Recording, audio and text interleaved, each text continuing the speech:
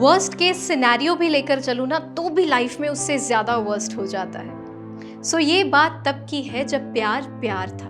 प्यार जज्बात नहीं था, क्योंकि जज्बात बदल जाते। प्यार एक एहसास था। एहसास कहीं दिल में बस जाते हैं, अंदर घर कर जाते हैं। सो मेरे कॉलेज के दिन थे और मेरा 1 साल का डिप्लोमा था। मैं जर्नलिज्म में डिप्लोमा कर रही थी और खूब एक्साइटेड थी। मेरे घर में मेरे पापा, मेरी मम्मी और मेरा एक भाई था। एक तो ये भाई छोटे बड़े नहीं होने चाहिए।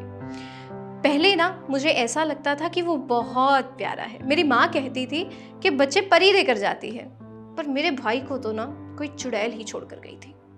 24 घंटे मेरे आगे पीछे घूमता था, क्योंकि वो उसी कॉलेज में अपनी डिग्री कर रहा था। सो मैं बहुत अतरंगी सी थी, ऐसी बिल्कुल भी नहीं थी। कटी फटी जीन, खुली खुली शर्टें और मेकअप का तो एम भी मुझे नहीं आता था। और ऐसे ही अपना अतरंगी सा एटीट्यूड लेकर मैं कॉलेज के पहले दिन पहुंच गई।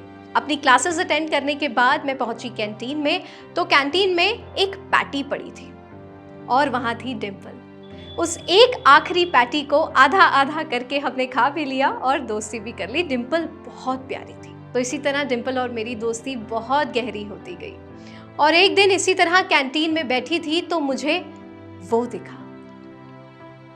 वो ऐसा था कि जिसको देखते रहो और बस देखते ही रहो। लंबा चौड़ा ब्लैक सी शर्ट पहनकर और अपनी स्लीव्स ऊपर करता था तो बहुत खूबसूरत लगता था। लाजवाब, बाकमाल, बेहिसाब हो सकता है। कोई शख्स इतना खूबसूरत कैसे हो सकता है? वो आसमां में रहने वाला, सादगी की हसीन मूरत हो सकता है। कोई शख्स इतना खूबसूरत कैसे हो सकता है? मेरी ज़िंदगी में मैंने अपनी आंखों के आईने से इतनी खूबसूरत चीज़ नहीं देखी थी। और डिम्पल का कहना था कि धीरे धीरे मुझे शायद उससे प्यार होने लगा है, और मुझे भी यही लगता था, क्योंकि जब ये प्यार होता है ना तो ज़िंदगी खूबसूरत होती है, आसपास सब हसीन हो जाता है, और ये हो रहा था। सो अब मैं कॉलेज उसके कारण आती थी, उसको देखने आती थी। ये भी नहीं नोटिस किया कि क्या वो भी मुझे देख रहा है, क्योंकि पहले प्यार की ना बात ही कुछ ऐसी होती है। इसमें पाना मैटर नहीं करता। ये जो प्यार का एहसास होता है ना, यही बहुत हसीन होता है। मैं ये ही देखती रही कि वो मुझे देख रहा है या नहीं, क्योंकि एक बार तो मैं चाहती थी कि वो मुझे नोटिस कर ले। बहुत टाइम से मैं कुछ पैसे जमा कर रही थी, क्योंकि मैं पापा को एक फ़ोन देना चाहती थी। एक बाप अपने पूरे परिवार के लिए क्या क्या करता है, इसका हिसाब ही नहीं है। मैं पापा को एक फ़ोन देना चाहती थी। अब प्यार में पड़ गई थी, तो मैंने क्या किया कि जो मैं सेविंग कर रही थी वो एक दिन मैंने निकाली और मैंने एक नया फ़ोन लिया। वो फ़ोन मैंने पापा के लिए नहीं लिया, वो फ़ोन मैंने अपने लिए लिया, क्योंकि उस फ़ोन में मैं उसकी तस्वीरें खींचना चाहती थी। वो मेरे फ़ोन में अच्छी नहीं आती थी, उसको अपने पास रखना चाहती थी। और मैंने वो फ़ोन ले लिया, और जितने भी पैसे बचे उससे मैंने कुछ कपड़े लिए, कुछ कुर्तियाँ ली, जिससे कि मैं ऐसी दिखूं कि वो मुझे देखे, क्योंकि डिम्पल ये कहती थी कि मुझ जैसी लड़की पर उसकी नज़र कभी भी नहीं पड़ेगी।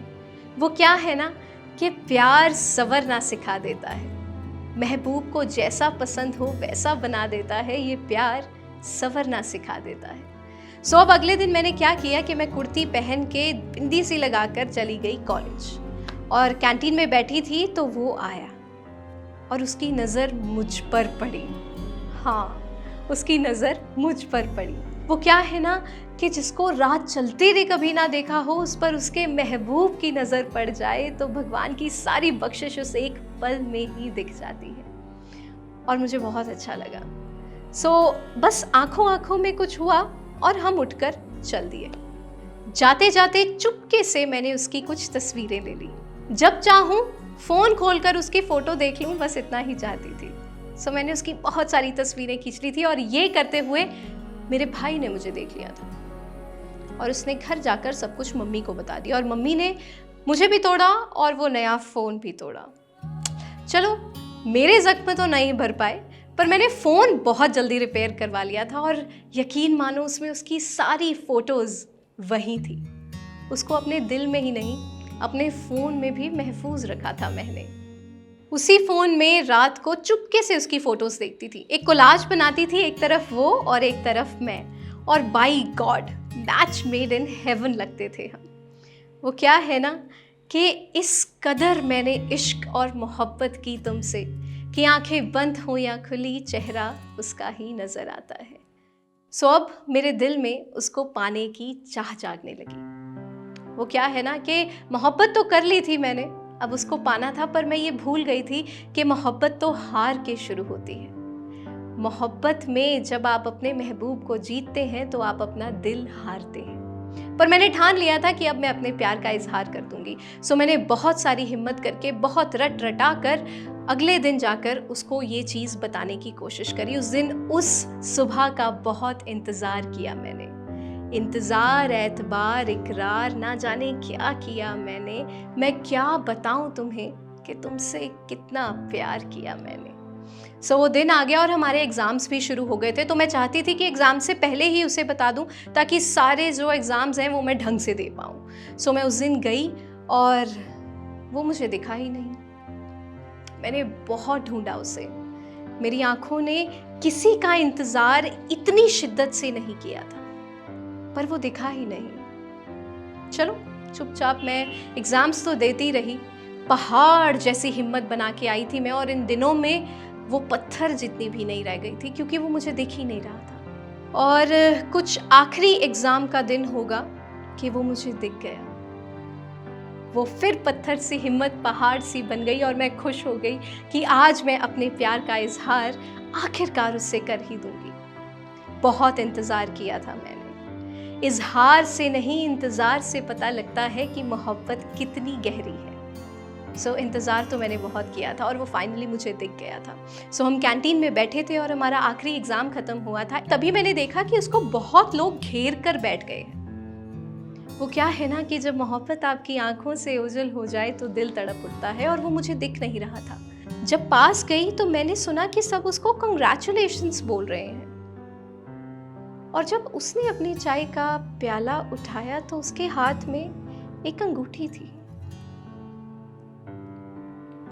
ये अंगूठी उसी उंगली में थी जिस उंगली में होती है ना, उसी में थी, और जिस उंगली में नहीं होनी चाहिए थी उसी में थी। और मैं रुक गई। उसने मुझे देखा था, मैंने भी उसे देखा था। मैं उसको बहुत कुछ कहना चाहती थी और मुझे पता नहीं क्यों उस दिन लगा कि वो भी मुझे बहुत कुछ कहना चाहता है, पर हम कुछ नहीं कह पाए। और मैं मुड़ गई उस मोहब्बत के एहसास से, उन दिनों से जिसमें मैंने उससे मोहब्बत करी थी, उससे मुड़ गई, खुद से मुड़ गई। मैं मुड़ गई, मैं कुछ नहीं कह पाई। घर चली गई, एग्जाम्स खत्म हो चुके थे और सबसे मिलना जुलना, बात करना बंद कर दिया था मैंने। अब जो फ़ोन मम्मी ने तोड़ा था वो मैंने तोड़ दिया था, क्योंकि नाराज़ थी मैं खुद से बहुत ज़्यादा। ये प्यार ऐसा ही होता है क्या? एहसास बहुत नहीं होता, मोहब्बत पाना भी बहुत कुछ होता है, और मैं नहीं पा सकी, इसीलिए गुस्सा थी। और माँ को सब दिख रहा था। वो क्या है ना कि जब मोहब्बत होती है तब भी माँ को सब पता लगता है, और जब दिल टूटता है तब भी माँ को पता चल जाता है।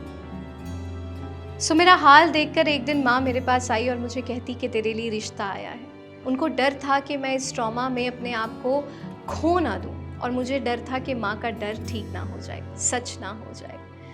सो मैंने माँ को सिर्फ इतना कहा कि आपको जो ठीक लगता है आप कीजिए। और सच मानो कि 3 दिन में ही कुछ रस्में हुई और मेरा रोका हो गया। सो अब मेरे कॉलेज के रिजल्ट्स का दिन था। ज़िंदगी का एक इम्तिहान मैं दे चुकी थी और उसमें फ़ेल हो चुकी थी, और अब दूसरे इम्तिहान के रिजल्ट्स जानने की बारी थी। सो मैं कॉलेज गई और पता नहीं क्यों उस दिन भी मेरी आंखें उसी को ही ढूंढ रही थी। सो मैं कैंटीन गई और मैंने देखा कि वो बैठा है। वो बिल्कुल वैसा ही है, काली सी शर्ट जो उसने पहले दिन पहनी थी वही पहनी थी, पर उस उंगली में वो अंगूठी नहीं थी। 2 मिनट मैं भी थम गई और मैंने सोचा कि ये क्या हुआ। पता नहीं क्यों उस दिन मैंने हिम्मत करी और मैं उसके पास चली गई। कभी कभी मोहब्बत ऐसी ही होती है, आप बैठकर उसका राह तकते रहें, वो कभी नहीं आएगी, और कभी कभी दहलीज पर दस्तक दे देती है और कब आ जाती है पता ही नहीं चलता। वो अंगूठी वहाँ नहीं थी और मैं उसके पास गई और उसने मुझे कहा, कॉन्ग्रेचुलेशंस, तुम्हारी सगाई हो गई पर मेरी नहीं हुई थी। और 2 मिनट के लिए मुझे समझ नहीं आया कि क्या हुआ। उसकी सगाई नहीं हुई थी। उसने यही मुझे कहा कि उस दिन मैंने वो अंगूठी उसी एक उंगली में इसीलिए पहनी थी कि तुम्हारे मन में वो हिम्मत जागे और तुम आकर अपने प्यार का इजहार कर दो और मैं भी तुम्हें कह दूं कि मैं तुम्हें पसंद करता हूँ। वो अंगूठी तो मुझे अपने कज़न की शादी में पड़ी थी। और मैं चुप हो गई। कुछ नहीं समझ आया मुझे। एकदम से ऐसे लगा कि सारी दुनिया मेरी मुट्ठी में आई और रेत की तरह रह गई।